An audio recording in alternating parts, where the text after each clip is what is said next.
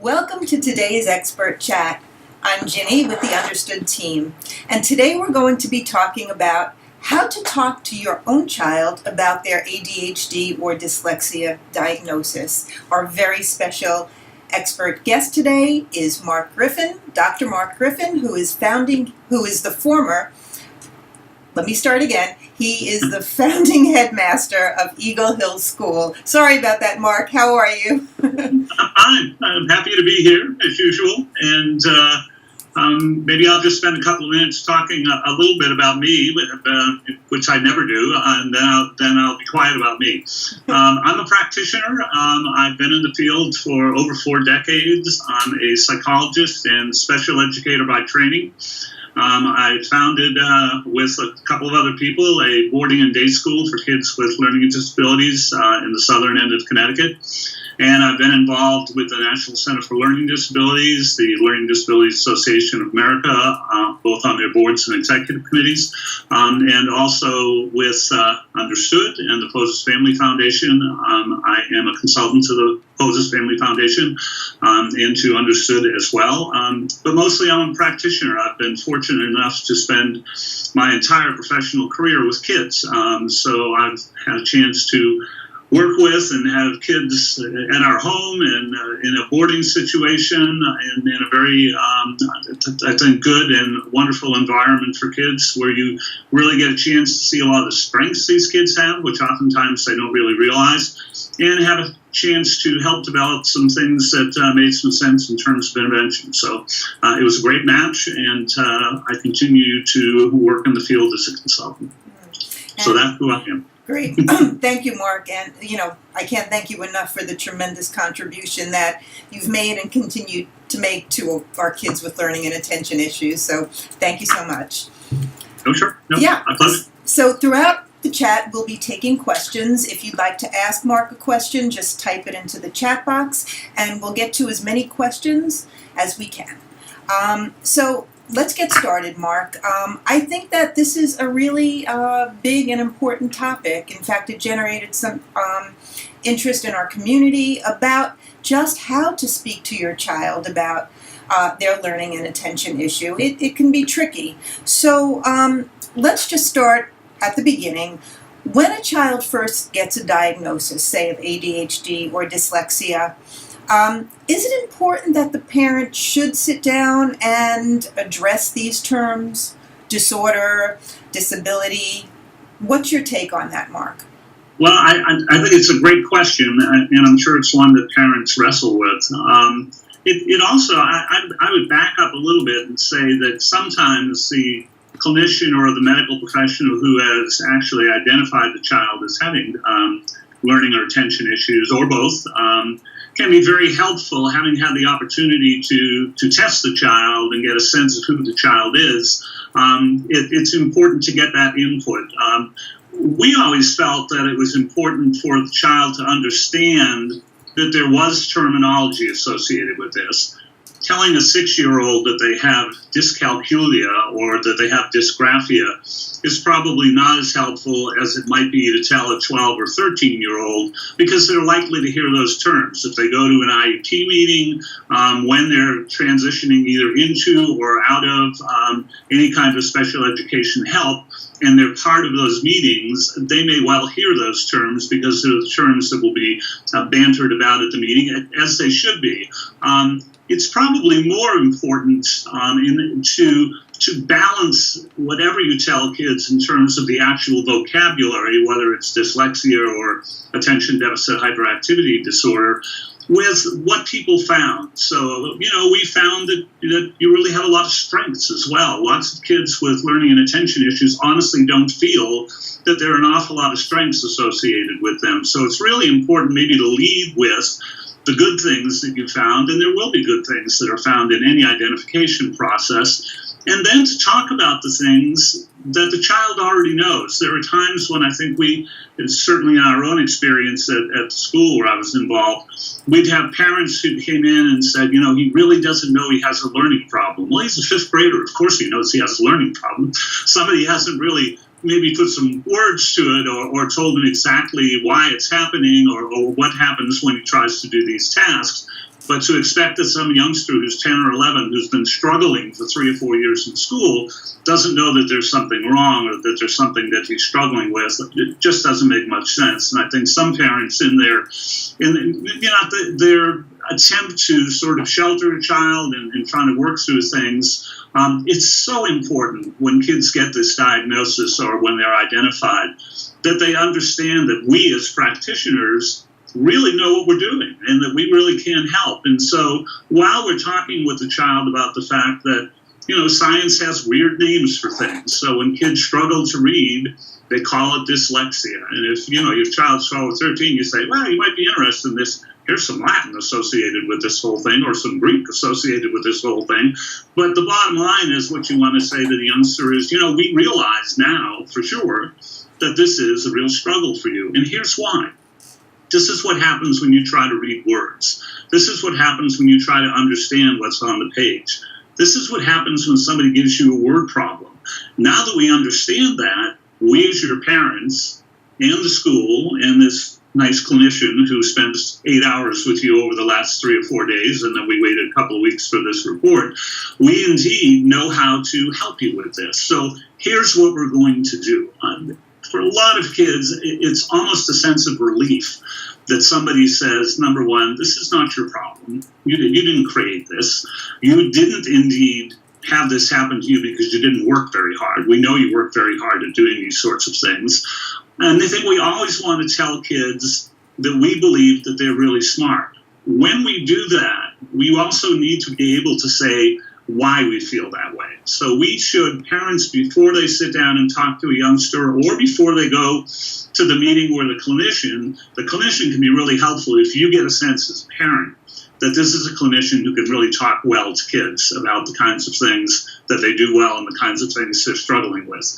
But it's so important to be able to put all this in perspective for the kid. This is just a part of this kid. It's not the whole kid. And for him to know that you've noticed the strengths and you've noticed their difficulties and you know what to do makes all of this easier for the youngster to believe he really is smart. It's not because he's not working hard. It's not because, as kids tell him in school, he's just not, that attractive a kid, or he's not that bright, or he's not that capable. It brings a sense of relief. Again, it brings less of a sense of relief to a 6-year-old who may have trouble processing all of the things you're trying to tell him or her. But if you've been in the 5th grade and you've been struggling this for a long time, and somebody puts a name on it, and I wouldn't focus so much on the large name, but talk about what it means, and more importantly, that we know what to do about this. And here's what we're going to do. We're going to have a meeting, we're going to do this, we're going to do that, and that it's not a one-time deal. This is something you can't just say to kids, well, we found out all this stuff and then never talk about it again. It's important to support kids. Every little success that once the program gets implemented at school that the youngster has, you can almost do, I told you so. We told you you were a smart kid. Look, you're able to do this. You weren't able to do it 3 weeks ago. This is real progress. You own this now. This belongs to you. So, yeah, I think the words are certainly helpful because particularly older kids will hear them. It's way more important for the child to understand what's behind all this. And really more important to say, this is what we're going to do about it. Together, we are going to make this work so that you can be successful in school and you can be successful out in the community. And many kids with learning and attention issues are already successful at athletics or art or music. But indeed, that we see the total picture, and this is just a part of this youngster. Right. Great, Mark. So we have a viewer question that kind of ties into that. He or she is asking specifically about explaining dyslexia and ADHD in understandable terms for a 7-year-old. So, how do we kind of present that to the younger child? Is there a gentler way to do that or a more age-appropriate way to do it? Yeah, I mean, I think that again, that the using the terms are not necessarily as important as saying, we noticed at times when we're reading together at night, that you'd much prefer to have me read to you, and that you only want to read 2 or 3 sentences, then you want me to read 5 pages before you come back to reading 2 or 3 sentences. And we know sometimes that's really hard for you. And some kids learn to read differently than other kids do. And it takes some kids a little bit longer, but we know, people who work at schools and people who have done work in this area, we know that almost all kids can learn to read. So we indeed had this particular person spend time with you, so we know exactly what to do and how to do it. I think a 7-year-old doesn't need to hear, you have trouble with phonemic awareness and, gee, we're a little bit worried about the fact that your fluency is not so great. What he needs to hear is, we notice that this is not the easiest thing in the world for you to do. And we know that you really like to get information, and so we're happy to read to you, but we also really want to make sure that we as your parents and the school make sure that we teach you in a way and that we work with you at home in a way where you can begin to do this on your own. So we understand that this is a difficulty, but we also want you to understand it's not the biggest thing in the world. We will help you get to a point with these really smart people who work at your school to get this done. And, I love the explanation that Ned Hollowell gives about ADHD, and it's one that he certainly gives to 7- and 8-year-olds, and he talks to them about having this really smart, very powerful Ferrari-type brain. There isn't a 7 or 8-year-old in the world that doesn't know what a Ferrari is. And unfortunately for you, when you need to sort of slow down and focus on things, or you need to get organized, unfortunately, you don't have Ferrari-type brakes. You have brakes that might work better on a bicycle, and they might work better on something that's a lot slower than that. So we have to help you build in some brakes that are a lot stronger, and we have to help you not just zip around, but understand that sometimes even that Ferrari can go a little bit more slowly than just zipping around. It's important, again, for the kid knows already, the kids are great. They know that it's really hard for them to stay focused. They know that sometimes they say things that they shouldn't say, and they break in on conversations because they just have something to say. When we can even tell a 7-year-old, gosh, we notice that, and we know you don't mean to do it, so we're going to put a plan together to help you sort of think about those things a little bit before you say something. Sort of find a way that we can make sure that you can focus for 10 or 15 minutes instead of 2 or 3 minutes. And we don't expect you to do all that. The 7-year-old, we'll find a way to help you do that. We want you to work as hard as you're working right now. We just need to find better ways of doing it. It's not your fault, and it's really our task and our chore to put this together. Right. And I love that Ferrari analogy. I think it's great. It's so visual and vibrant. We have a viewer question, Mark, that is asking the same question, but her child or his child is 15. So what's the best way to talk about an ADHD diagnosis to a 15-year-old? I also want to add that the child that we're speaking about has bulimia, depression, and anxiety. So again, how would we advise this parent to speak to their child about ADHD, considering maybe other issues that she's dealing with? Yeah, that's a very full plate. So it certainly is. Again, it's part of this child and part of this adolescent. It's not the whole piece. It is hugely important when you're coming to a point of a child actually being identified at 14, 15, 16, when there's been a long history, likely, and probably a sporadic one, of struggles, but then the youngster seems to do things okay, and you get to the point of where you think that, maybe this will all sort of work itself out, and then all of a sudden 14 or 15, or not all of a sudden, but you begin to say, despite all the things we've tried to do, despite all the tutors and the speech and language work, we really need to have a more coordinated look at this and see what we really need to do. Number one, at 15, I think parents and kids begin to feel the anxiety of, wow, I've got 3 more years of secondary school, and then I have some very big choices to make, and so we need to get at this. I would almost universally say, unless you found that the clinician or the school psychologist or the medical professional that was working with you seemed really good at the diagnostic piece, but didn't seem to be really good with kids, and that happens. People can be very good clinicians. They should sit in on this, and they will have the experience of having done it maybe hundreds of times with 15-year-olds, and maybe 20 times with 15-year-olds who have other conditions that are certainly conditions that are serious, complex conditions as well, and to script that together. I would say you don't just go to the meeting and you bring your 15-year-old with you. It would make sense to sit with that clinician for a period of time and say, we feel a little badly, we're a little late getting into this, we probably should have read the science a little differently, all those other kinds of things. How do we take this next 30 minutes or 45 minutes or an hour when we meet with our youngster in 4 days with you to really give him or her very good information that is real, not sugar-coated, but not made to be the end of the world, and more importantly, in what is a shorter amount of time, at least in the child's mind, a shorter amount of time to get at this and get it done, what are we collectively going to do in order to help this child get to the point where he or she feels far more successful than they do at this stage. I think with a 7-year-old, you have a little bit more time to develop the resiliency and the sorts of things that, and self-advocacy and the things that really help kids who have learning and attention issues once they get good intervention.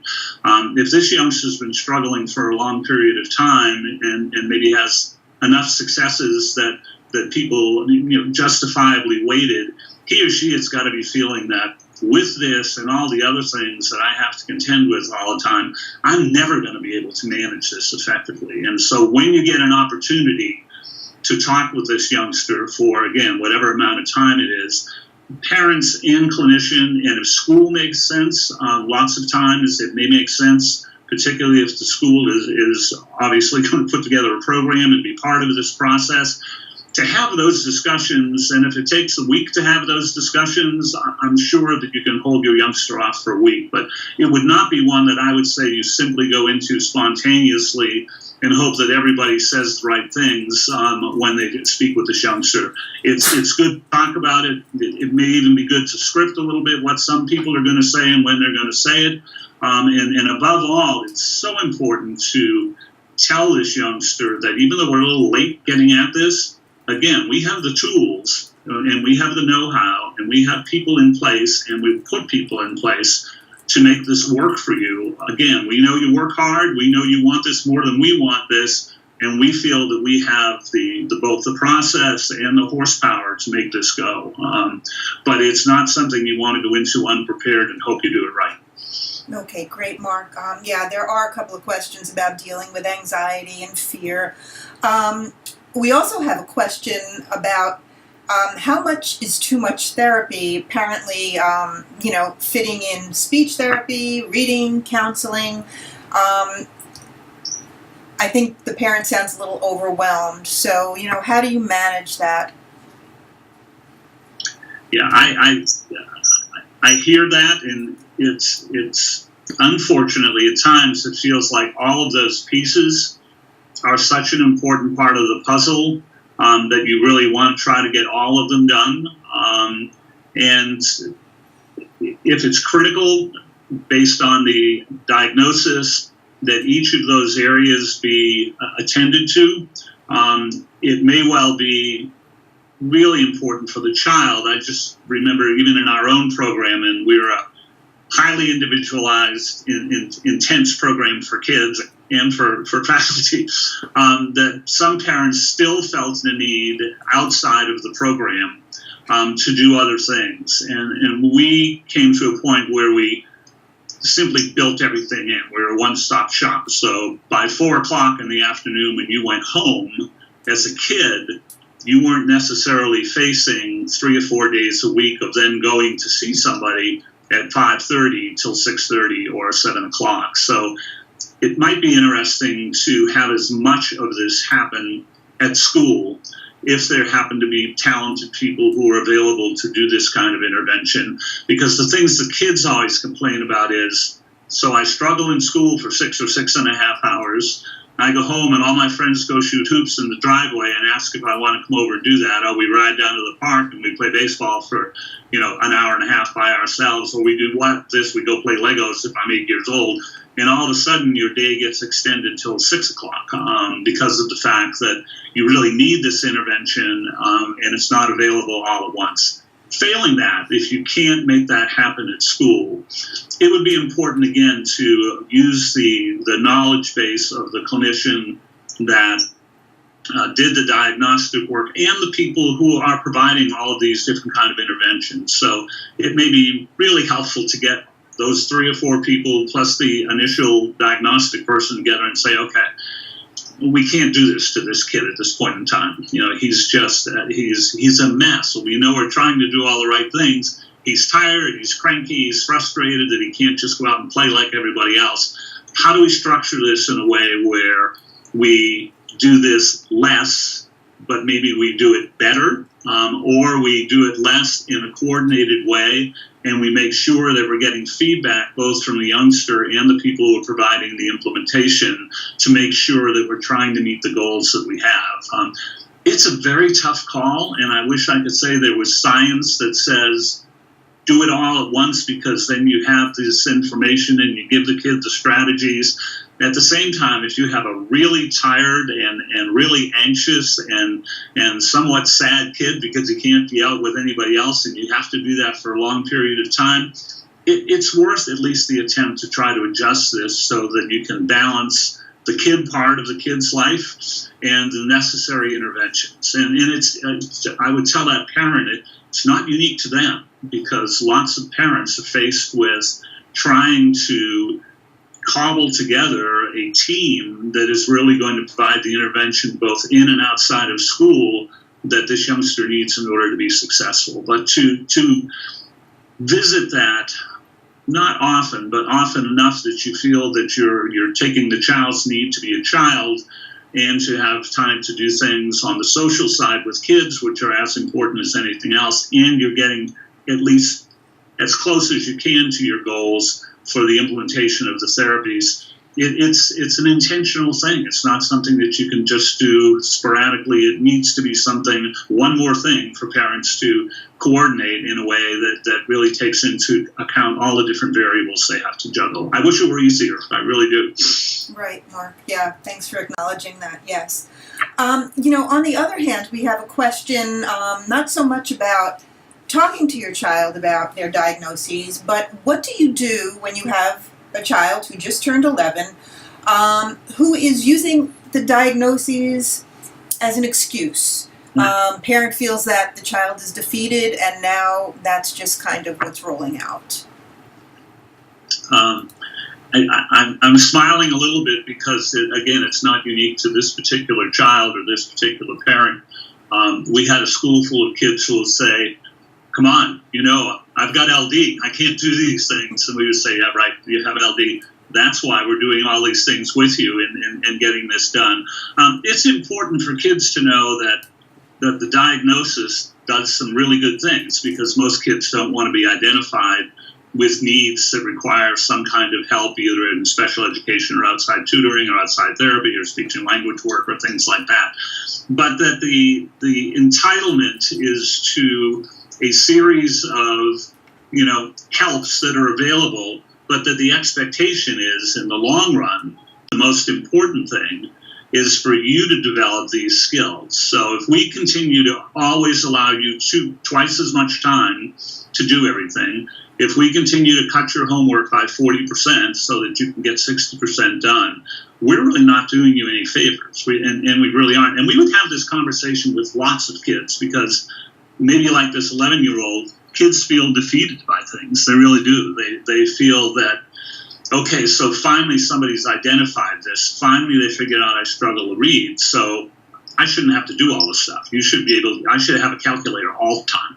I should have these graphic organizers all the time, even when I really don't need them for the shorter kinds of compositions. I should have longer time to do this. You should let me do a project, because I don't like to write very much, but I'm really good at making dioramas. So I would like to go through school and just make dioramas. And then I'll talk to you about these things, because I'm pretty good at talking as well. I honestly think you have to be straightforward with kids and say, listen, part of our responsibility to put this team together to make this work is to give you the skills that you can use yourself and not need as many of these accommodations or as many of these modifications or as much of this kind of intervention over time. And so we used to tell kids the only reward for getting better at doing some of these things is we give you more. because now you're ready for more. And so it doesn't mean we continue to give you all these helps and we prop you up with all these things. Your reward is you own this, it's yours, you can use it, and you don't need us as much anymore. And so I think for some kids, the relief of having all these accommodations and getting some modifications and really getting expert, good help makes them feel that I should just ride this wave because life is a little bit easier. I certainly know things better. I certainly understand things better, but I still don't believe that I own these things. It's critical for teachers and for parents to help kids understand they own them. Might it take a little bit longer? Might you have to proofread one more time? More than a kid who learns typically? Yes.